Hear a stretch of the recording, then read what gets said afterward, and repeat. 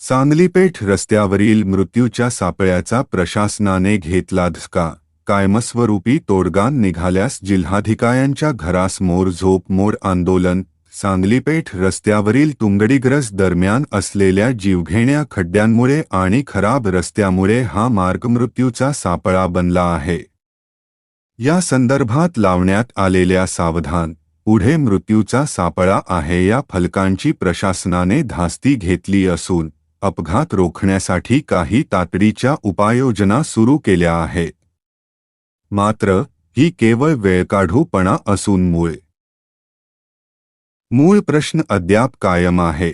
प्रशासनाची बघ्याची भूमिका, न्यायालयाचे नाव करून दिशाभूल. सदर रस्त्याचे प्रकरण न्यायालयात प्रलंबित असल्याचे कारण प्रशासनाकडून वारंवार दिले जाते.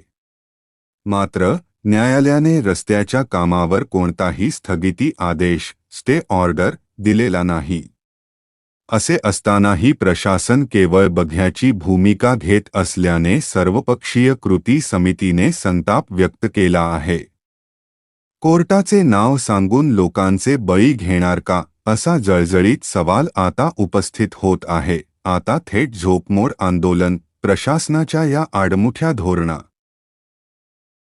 धोरणामुळे संतप्त झालेल्या सर्वपक्षीय कृती समितीने आता आंदोलनाचे हत्यार उपसले आहे.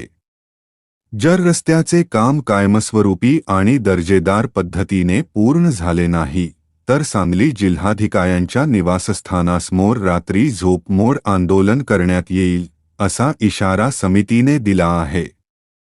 या आंदोलनामुळे निर्माण होणाऱ्या कायदा व सुव्यवस्थेच्या प्रश्नाला सर्वस्वी जिल्हा प्रशासन जबाबदार असेल, असेही समितीने स्पष्ट केले आहे.